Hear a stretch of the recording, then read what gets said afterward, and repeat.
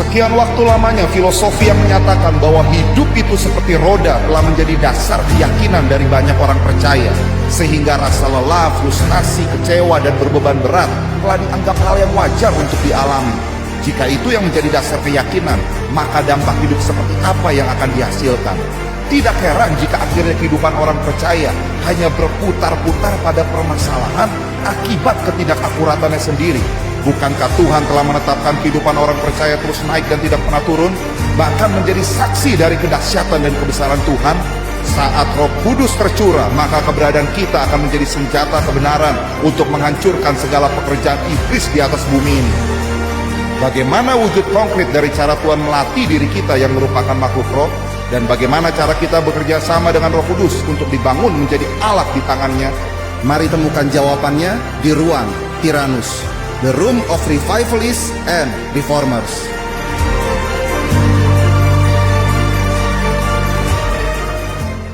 Tapi kan itu kan begini, Pastor, itu sesuatu yang ibaratnya tanpa Tuhan pun seringkali kan bisa dialami, Pastor. Kita nginget sendiri, oh ya waktu dulu misalnya saya sering minum es, Pastor, di cuaca panas, sakit tenggorokan.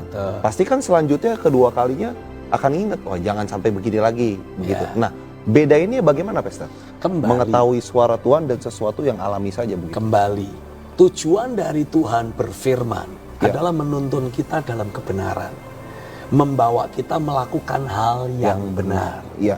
Nah, kalau prinsip kebenaran itu sudah menyatu dalam hidup kita, kembali suara hati kita, ingatan kita pasti akan mengarahkan kita kepada hal yang benar.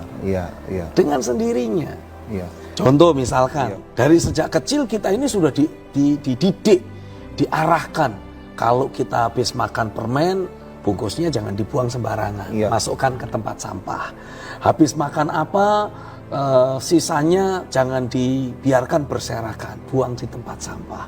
Nah, otomatis walaupun kita sudah menjadi dewasa, tidak ada yang mengingatkan, tidak ada yang bicara, ini automatically nature yang sudah terbangun, buang sampah di tempatnya, itu tentu saja akan mengingatkan kita, mengontrol tindakan kita, supaya kalau habis makan permen nggak buang sembarangan. Tapi langsung kita cari di mana tempat sampah, kita buang di sana. Itu udah kayak refleks begitu, ya, Pastor? Itu refleks menjadi nature dalam diri kita. Nah, suara Tuhan itu membangun nature, membangun sifat yang mendorong kita selalu mempraktekkan kebenaran dan melakukan hal yang benar. Gitu kira-kira. Jadi itu cara kita harus meresponinya dengan tepat mengenai suara Tuhan. Betul, ya, harus dengan sikap hati yang selalu mau taat, selalu mau dengar-dengaran. Bukan hanya sekedar supaya, saya punya kesaksian, hebat, dahsyat, dengar suara Tuhan, audible. Wah, enggak boleh. Baik, Pastor Stephen. Selanjutnya Pastor Stephen menuliskan tentang mendengar suara Tuhan melalui mimpi. Betul. Nah, ini artinya bagaimana, Pastor? Karena kan kalau orang mimpi kan pasti waktu tidur. Iya. Mungkin nggak, Pastor, mimpi nggak di waktu tidur? Kan nggak mungkin ya, Pastor? Atau bagaimana, Pastor? Mimpi yang dimaksud itu seperti mimpi dalam tidur? Mimpi di dalam tidur. Kalau pada waktu kita terjaga, namanya bukan mimpi, namanya penglihatan. Penglihatan. Oh, nanti kita bahas ya, Pastor, abis ini ya. Kita bisa bahas juga tentang penglihatan. Nah, tapi ketika kita dalam posisi tidur, artinya ya pesan itu datang dalam bentuk mimpi. Nah, sedangkan mimpi itu sendiri tidak selalu mengandung pesan Tuhan. Adalah mimpi yang karena kebanyakan makan itu ya ada. Sampai tidur mimpinya makan begitu ya, Pastor? Atau karena kita terlalu lelah, mengalami berbagai peristiwa, melakukan banyak aktivitas di siang hari, sehingga ketika pada waktu malam, ketika kita tidur, peristiwa-peristiwa itu terbawa dalam mimpi. Nah, kita perlu belajar mengenali mimpi yang dari Tuhan dengan mimpi yang dari diri kita sendiri atau bahkan bukan dari Tuhan. Kita perlu belajar kenali.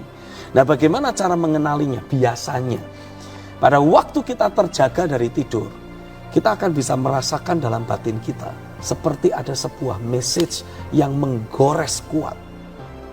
Mungkin berupa satu kata, mungkin berupa sebuah pengertian, tapi yang pasti ada message yang menggores kuat dalam batin kita. Nah, kita hanya perlu belajar memahami, hanya perlu belajar menggali message tersebut, dan itulah pesan Tuhan buat kita lewat mimpi. Oh iya, ini sama nggak Pastor seperti kayak orang tua zaman dulu kan sering ngajarin nih Pastor. Kalau kamu mimpi nanti copot giginya, mimpi lagi copot gigi, nah itu ada peristiwa apa begitu. Itu beda ya Pastor. Lain kisahnya. Itu kalau nanti seperti itu kita butuh primbon. Oh, jadi beda benar ya Pastor. Nanti kalau gitu kita butuh primbon, kita pakai untuk beli nomor buntut. Nah, Pastor Stephen bisa nggak Pastor kasih contoh Pastor? Bagaimana Pastor Stephen mengenali satu mimpi dan ada suara Tuhan yang kuat berbicara dalam batin. Nah, kalimat dalam mimpi itu kah atau penglihatan dalam mimpi itu kah yang menggores atau bisa kombinasi Pastor? Kombinasi. Seperti misalkan di awal tahun 2020 yang lalu, sebelum kita mengalami pandemik. Iya. Saya itu seperti mendapatkan sebuah mimpi dari Tuhan. Dalam mimpi itu saya melihat ada seseorang yang berlari dengan cepat naik ke atas sebuah gunung dan bukit. Lalu kemudian dia meniup sangkakala dan dia berteriak, "Bersiaplah, gerakkanlah para pahlawan." Dan tiba-tiba saya terbangun.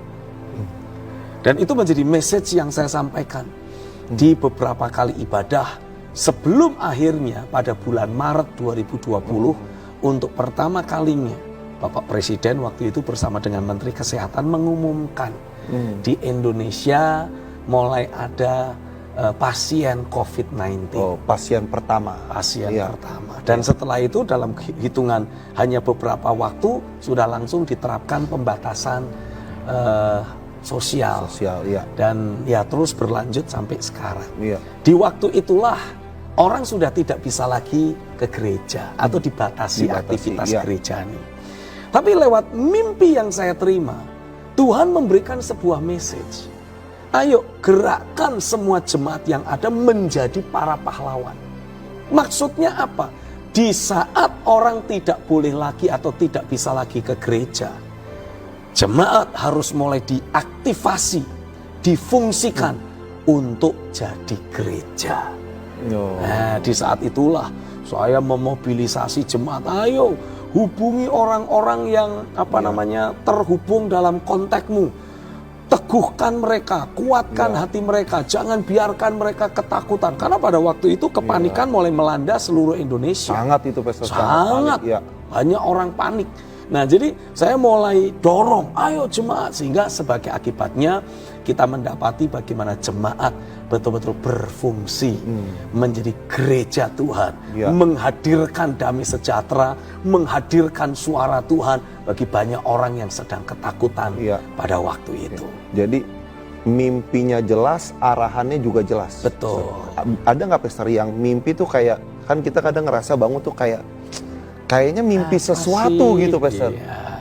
Nah, yaitu biasanya datang dari diri kita. Datang dari diri sendiri. Karena kalau itu dari Tuhan, pasti ada message yang jelas, menggores kuat dalam batin kita. Pokoknya patokannya ada message yang dari Tuhan. Betul. Dan itu langsung kita terima. Itu begitu ya, kita Pastor, terima, kita pahami. Atau misalnya kita mimpi Pastor, tapi kita nggak paham.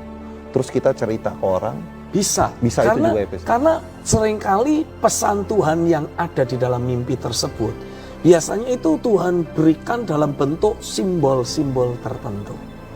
Seperti ketika tadi saya cerita, saya seperti digambarkan sebagai orang yang harus lari naik ke atas gunung dulu. Tiup sangkakala, deklarasikan sesuatu. Nah, itu kan sebuah hal yang sifatnya simbolik. Saya nggak boleh diam-diam, saya nggak boleh simpen. Saya harus broadcast ke sebanyak mungkin orang. Nah, dari situlah kita bisa mendapati, kalau simbol-simbol yang seperti ini harus dipahaminya menurut prinsip-prinsip firman. Jangan pakai primbon, nanti keluarnya nomor buntut. Harus dari prinsip firman. Misalkan contoh, kita bermimpi, wah ada air terjun yang begitu deras. Loh, itu bisa juga diterjemahkan sebagai pekerjaan Roh Kudus. Bisa. Atau kita mendapatkan mimpi, katakanlah ada sungai yang mengalir. Iya. Lo itu juga bisa digambarkan sebagai sungai kehidupan Tuhan. Kehidupan Tuhan. Nah, jadi Iya.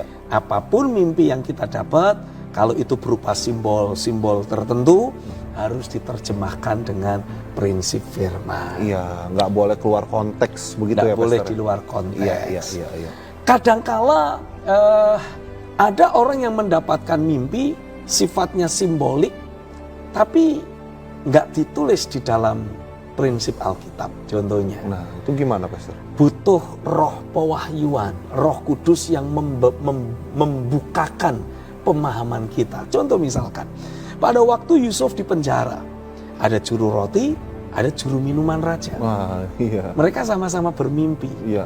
Dan tidak ada ayat Alkitab yang Yusuf bisa pakai untuk menerjemahkan. Iya, nggak ada memang pada waktu Belum itu. ya, ada Pastor? waktu itu. Iya. Tapi ada roh hikmat yang menjelaskan kepada juru roti, 3 hari lagi kamu akan ditinggikan tinggi karena kamu akan digantung. Dan burung-burung akan memakan dagingmu. Terhadap juru minuman, kamu akan ditinggikan juga, balik ke posisimu, Iya. dan akan memberikan minuman kembali kepada Firaun. Iya. Ini kan sama-sama mimpi, sifatnya simbolis, dan butuh diterjemahkan, butuh diartikan, tapi nggak ada ayat yang Iya. mendasari. Nah, jadi dibutuhkan roh hikmat.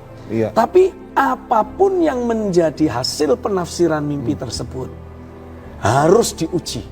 Iya. Dan salah satu ujiannya adalah kalau itu mimpi yang sifatnya profetis, ya tentu saja pasti tergenapi. Oh. Seperti juru Iya. roti betul-betul tergenapi, 3 hari kemudian digantung dia. Iya. Baik, Juru Pastor. minuman dikembalikan ke posisi. Jadi memang waktu diartikan mimpinya, suara Tuhan itu datang, terjadi begitu, Pastor? Yes, betul. Iya.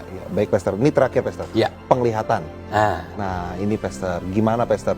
Membedakan penglihatan, hayalan, imajinasi diri sendiri, atau lagi bengong, Pastor. Nah, ini bagaimana kita bisa membedakannya, Pastor? Gimana? Iya. Kan karena sekarang kan ada banyak orang yang berkata, saya melihat di tahun 2020 berapa, nanti begini. Iya. Nah, itu gimana kita bisa, yang mendengar pun bisa tahu beneran apa cuman hayalan, bagaimana, Pastor, caranya? kembali. Kalau kita berbicara tentang penglihatan, ini kan salah satu bentuk Tuhan berbicara kepada kita. Ya. Penglihatan itu sendiri sebetulnya bisa dibagi menjadi beberapa dimensi yang berbeda. Ada yang disebut penglihatan rohani. Iya. Kita matanya tertutup dan kita seperti melihat gambar foto di imajinasi kita. Iya. Itu penglihatan rohani. Bisa juga disebut sebagai penglihatan terbuka. Nah, ini betul-betul dengan mata lahiriah kita terbuka, kelihatan seperti Iya. kita nonton film. Tapi penglihatan terbuka ini juga bisa dalam bentuk yang lain. Mata kita terbuka dan kita seperti mendapati ada peristiwa yang terjadi di dalam alam roh, seperti menyatu. Ada makhluk-makhluk rohani dalam alam roh seperti menyatu dengan alam lahiriah kita ini. Oh, tiba-tiba kayak masuk ke satu frame begitu, Pastor? Seperti ada satu peristiwa, ada satu frame, katakanlah, kita seperti melihat ada orang duduk di sini, tapi di sebelahnya juga ada makhluk lain duduk, kelihatan. Loh, itu malaikat duduk di sebelahnya. Iya. Nah, itu juga bisa penglihatan terbuka namanya. Iya. Nah, terlepas dari kita mengalami penglihatan rohani atau penglihatan terbuka, ada fase yang lebih lagi yang namanya kurang lebihnya mirip dengan roh kita diliputi kuasa ilahi. Iya. Ini kita melihat, kita mendengar, kita mengalami secara langsung pengalaman rohani di dalam alam roh. Iya. Ya, tapi terlepas dari itu semua, satu hal yang saya mau untuk kita sama-sama pahami. Apapun bentuk penglihatan yang kita terima, Iya. kembali harus diuji dengan prinsip firman tertulis dan harus diuji dengan sifat-sifat Tuhan yang tidak pernah berubah. Iya. Nah, itu kan ibaratnya bukan sesuatu yang sifatnya prediksi, Pastor.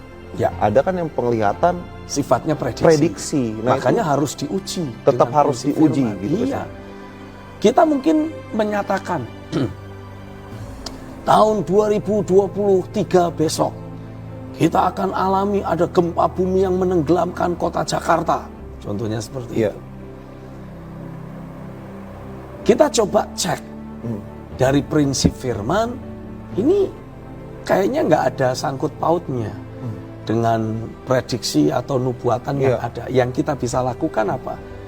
Kita cek integritas dari orang yang menyampaikannya. Oh, iya. Karena pakai itu kayak nggak ada hubungan ya, Pastor ya? Betul. Nah, kan Alkitab nggak menulis tentang Jakarta tenggelam. Iya, itu dia, betul. Iya. Jadi yang kita cek siapa? Orangnya. Integritas dari si penyampai sejauh ini bagaimana? Iya. Kalau selama ini dia banyak kasih nubuatan dan song semua, sudah berarti nubuatan yang ini juga song lah. Nggak usah terlalu dipikirin, nggak usah terlalu diperhatikan. Iya. Tapi kalau ternyata dia punya track record yang bagus, seorang hamba Tuhan yang selalu menyampaikan nubuatan secara akurat, bahkan hal-hal yang sifatnya prediksi, hal-hal yang sifatnya di masa depan, terjadi terus. Kita bisa perhatikan hal itu, bawa dalam doa, lakukan langkah-langkah persiapan. Iya. Kalau kita punya tanah di Jakarta, jual duluan. Iya. Dan yang pasti di tahun yang dimaksudkan terjadi atau tidak, itu menjadi ujian yang lain. Iya. Tapi kalau hanya sekedar penglihatan yang sifatnya mengencourage, membangun, menasehati, menghibur, ya selama kita lihat selaras dengan prinsip firman, sudah terima saja. Iya. Toh itu membangun sifatnya, mendatangkan kebaikan buat kita. Tidak ada salahnya kan? Iya. Itu kan penglihatan kepada orang-orang yang dalam tanda kutip orang-orang yang memang dipakai Tuhan begitu, Pastor. Nah, untuk terjadi ke orang-orang percaya umat Tuhan begitu, Pastor. Itu apakah boleh juga, apakah wajar juga mendapatkan penglihatan-penglihatan seperti itu? Wajar, karena Alkitab memberi penegasan begini, mata yang melihat dan telinga yang mendengar, kedua-duanya diciptakan oleh Tuhan. Jadi adalah wajar kalau sebagai orang percaya kita juga bisa dengar suara Tuhan. Harusnya ya wajar dong sebagai orang percaya kita juga bisa melihat realita Tuhan. Nah, yang harus kita lakukan untuk mulai memiliki mata rohani yang terbuka untuk melihat adalah memastikan hati kita ini terus dicuci dengan firman. Karena Alkitab menuliskan, berbahagialah orang yang suci hatinya, karena mereka akan melihat Tuhan. Jadi semakin kita bersih, hati kita semakin tahir, dicuci dengan kuasa firman, makin mudah untuk kita mengalami ada penglihatan datang dalam hidup kita. Ya walaupun kita tidak perlu cari-cari, kembali lagi, segala sesuatu yang sifatnya supernatural tidak perlu dicari-cari. Itu biar Tuhan sendiri yang memberi di dalam waktu Tuhan, dengan cara Tuhan, dan ya kita hanya tinggal menerima saja. Yang penting kita terus terhubung dengan Tuhan. Yang penting kita terbiasa berinteraksi dengan Tuhan, baik itu lewat hati nurani, lewat ayat firman yang Tuhan ingatkan, atau yang berbicara kepada kita lewat peristiwa-peristiwa yang Tuhan ingatkan. Kadang juga lewat lagu, lewat lirik juga bisa Tuhan pakai untuk bicara. Lewat lirik, iya, kita lagi nyanyi, katakanlah Jesus be the center of my life. Loh, itu bisa Tuhan pakai untuk berbicara. Loh, Yesus harus menjadi pusat kehidupanmu. Selama ini kamu sibuk kerja, cari duit, cuman datang ke gereja kalau hari Minggu, itu pun kalau nggak terlambat bangun. Lalu sekali waktu datang ke gereja, pemimpin pujian ngajak nyanyi sebuah pujian, Jesus be the center of my life. Waktu dia ikut nyanyi, lagu itu berbicara, lirik itu berbicara. Oh Tuhan, ampuni aku, selama ini tidak menjadikan Tuhan sebagai pusat kehidupan dalam diriku. Jadi memang bahkan tidak jarang orang yang dijamah Tuhan waktu pas nyanyi. Betul sekali. Sebab dia hidup, ada hari esok. Nah, ini banyak orang khawatir masuk tahun baru kan?